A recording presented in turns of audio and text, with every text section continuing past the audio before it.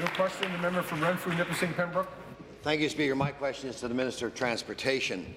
Speaker, I'm sure the Minister of Transportation was as surprised as I was when the 2017-2018 budget was tabled and there was not a single mention of the continued expansion of Highway 417 in Renfrew County. Wow. Municipal officials and my constituents were equally disappointed. This is a vital transportation corridor which is not only of great importance to the economic success of Renfrew County, it is also part of the Trans-Canada Highway system. Speaker, will the minister explain why this most important link did not receive any priority in the government's recent budget, and can we expect him to ensure that that mistake will be rectified in the next 5-year infrastructure plan? Good. Thank you. Minister of Transportation.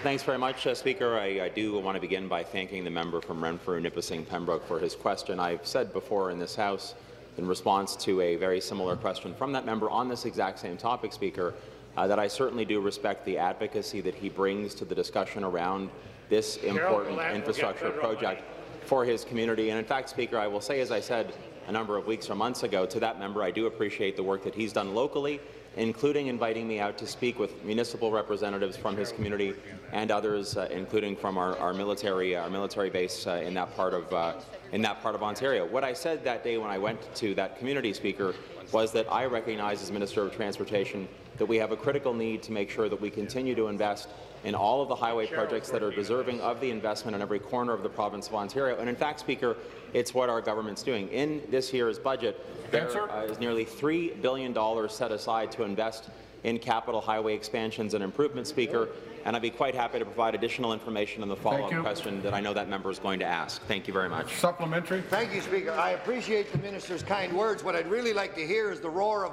diesel engines and bulldozers and tandem trucks. The minister will recall his visit to Renfrew County last year. I know the visit was helpful to the minister and was most appreciated by the municipal officials and others in attendance. The minister conceded that a compelling case for continued expansion of Highway 417 has certainly been made. The requirement to show that the project is vital and worthy of the minister's support has been made. Not having it in the recent budget was, again, I say, a disappointment.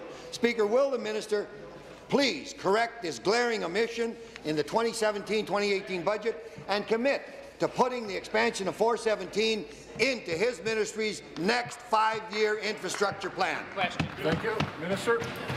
Thanks very much, Speaker. So again, I'll thank the member for the follow-up question. It's very clear, I think, to everyone here in this chamber that he brings a lot of passion to the advocacy for this particular issue, Speaker, and it's certainly something that I certainly appreciate. Speaker, you know, this member has said what he hopes to hear is that we're going to be investing in highways in every corner of Ontario, including in his community, because he wants to hear the sound, the roar, I think he put it as Speaker, of the machines that are building roads and highways and bridges, again, in every corner of Ontario. Speaker, that's why year after year, for the nearly 5 years that I've served here as an MPP, we have consistently invested unprecedented amounts of money in highway infrastructure in every corner of Ontario, including in Eastern Ontario. Speaker, this year alone in the budget, we are investing not only billions of dollars specifically for highways, but overall $190 billion over the next, I believe it's 12 or 13 years, Speaker. An additional amount that we're putting into this because we understand for a couple of reasons we need to have the infrastructure for the future of our economy and for the quality of life for the people that we're proud to represent, Speaker. And we also want to continue